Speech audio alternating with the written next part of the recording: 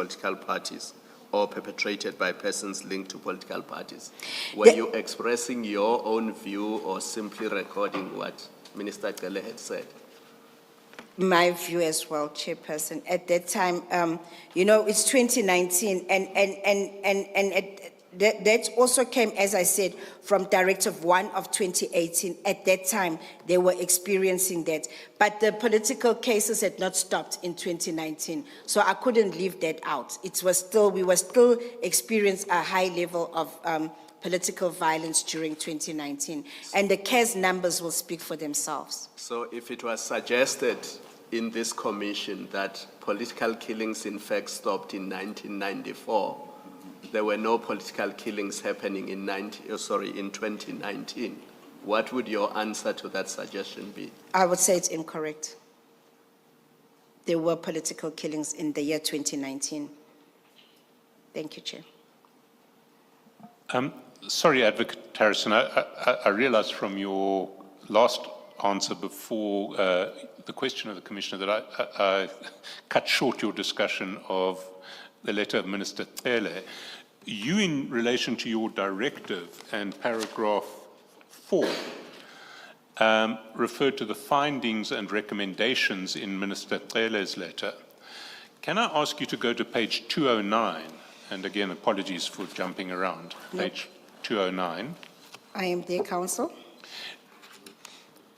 And are those the findings and recommendations to which you just referred? Yes, those are the findings and recommendations. And maybe if you can just go through those findings and recommendations, because they obviously informed your directive according to your evidence. Okay. These are found on page 8 of the correspondence from the Minister Cele, dated 24 May 2019. They read as follows. The political related cases, especially murder, are organized in nature with different role players carefully identified, i.e. hitmen, spotters, coordinators, and individuals at the top who are ordering the hits. Number 2, most cases are dependent on Section 204 witnesses that were part of the syndicate, especially when the investigation has to be directed against individuals on top politicians and tenderpreneurs. The involvement of politicians and business people poses a threat of attempts to bribe the criminal justice system personnel. If it falls, then attempts to turn Section 204 against the state. If that fails, if it fails, then attempts to turn Section 204 witness against the state. If that fails, they kill the state witnesses, which results in the case being withdrawn. The lack of dedicated prosecutors to guide and prosecute on allocated cases. The trial-ready cases being postponed for a longer period due to unavailability of dedicated magistrates. The repetitive cases, dedicated preferable prosecutors and magistrates to deal with these cases. Appointment of a permanent KZN Director of Public Prosecutions. Urgent appointment or utilization of police officials to fulfill the function of the security officers in the Witness Protection Program as prescribed in the Witness Protection Act 112 of 1998, Section 3, subsection 5A3 and Section 6B. Yours faithfully, Minister B.H. Cele, Minister of Police. Thank you, Advocate. And now if we can go back to your directive and to page 249.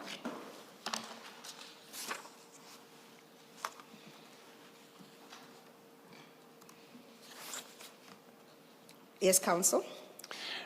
And now can you take us through each of the elements of your directive, and at the end of each paragraph, maybe amplify what the purpose was and how you saw that instruction in the directive as helping to address these challenges?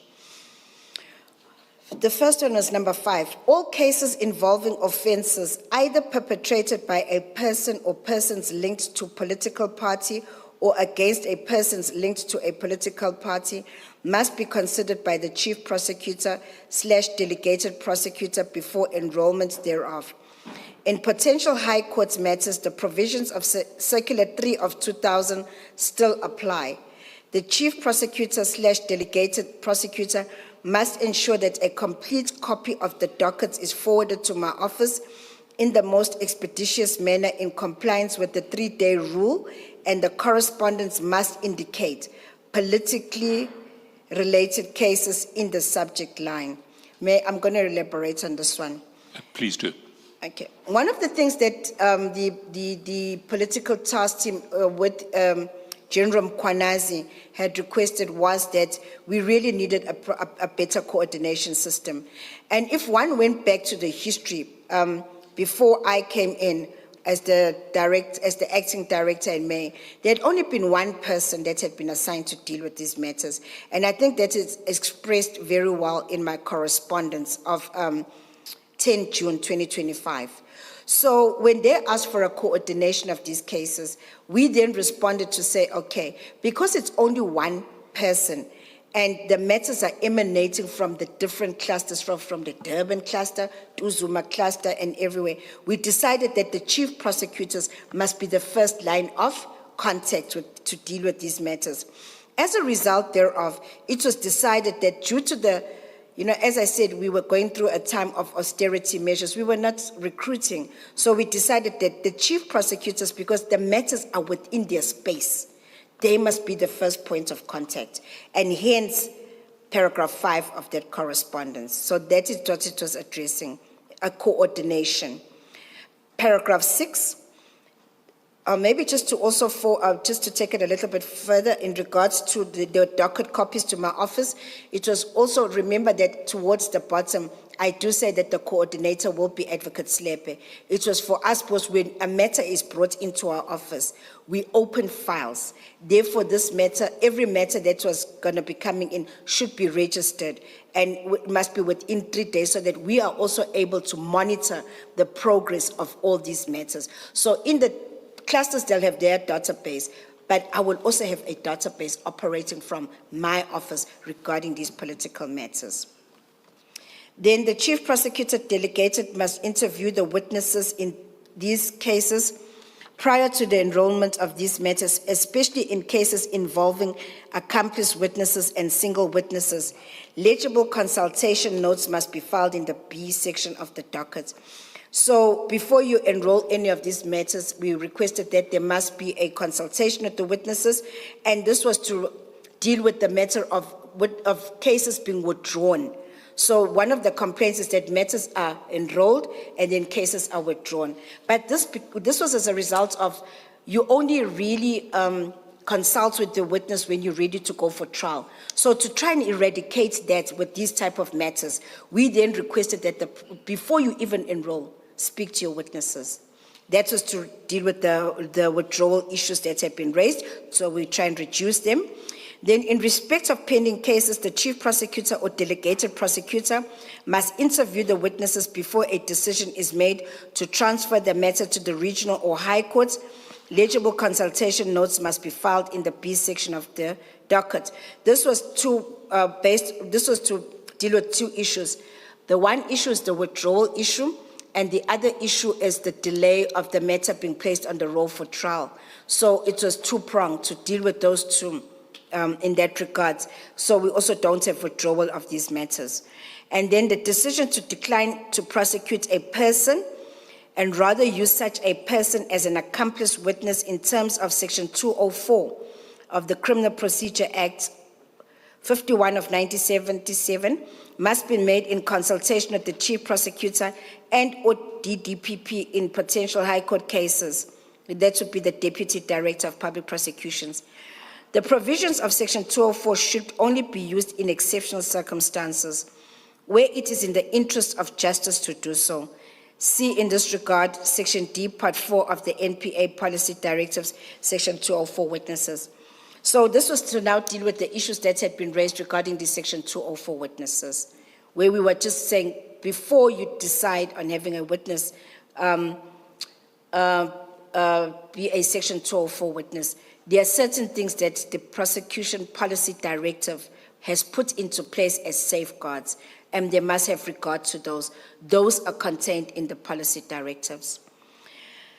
And then the chief prosecutors and deputy directors of public prosecutions must ensure that a database of these politically related cases is maintained for the cluster or units, and that by the 10th of each month, one update for the whole cluster or units or offices is forwarded to the Strategy and Operations Office, attention of Mr. Sunil Prithipaul and Ms. Imelda Mngomezulu.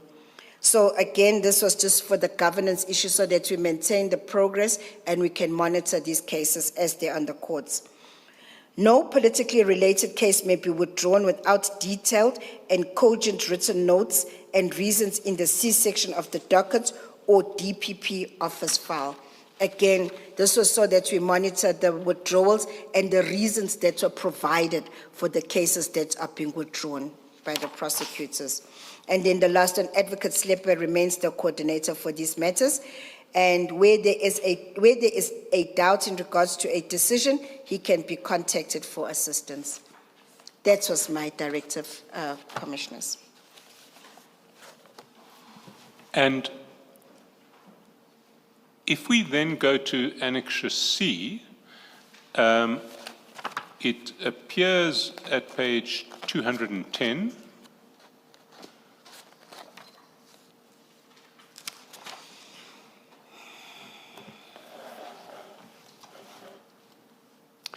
And do you recognize this document?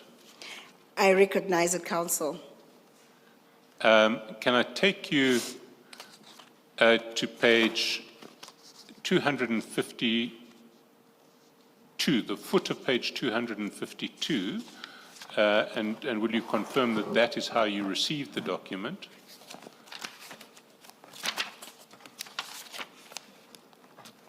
At the bottom of page 252.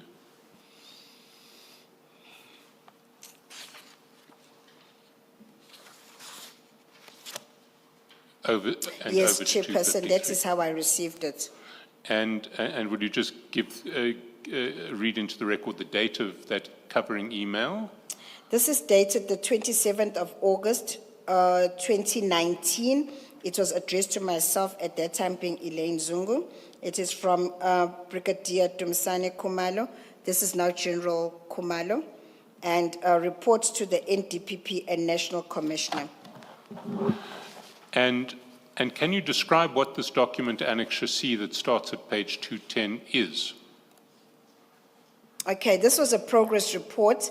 There had been a meeting on the 23rd of August, 2019, and this was a progress report regarding the cases for investigation and prosecution. And if I remember, it's dated 23 August 2019. This had been presented at the meeting of 23 August 2019. We had then requested for copies of these so that I could then transmit to the office of the Advocate Batoy. Thank you. Can I ask you to go down to page 218, where matters of concern are listed? Sorry, before you get to page 218, who did the presentation? During the meetings, General Khumalo would do the presentation. Thank you. And then if you go down to 218.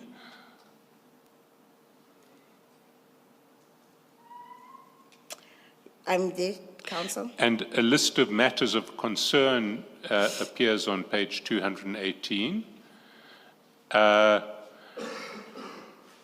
Is there anything you would comment on in relation to this list?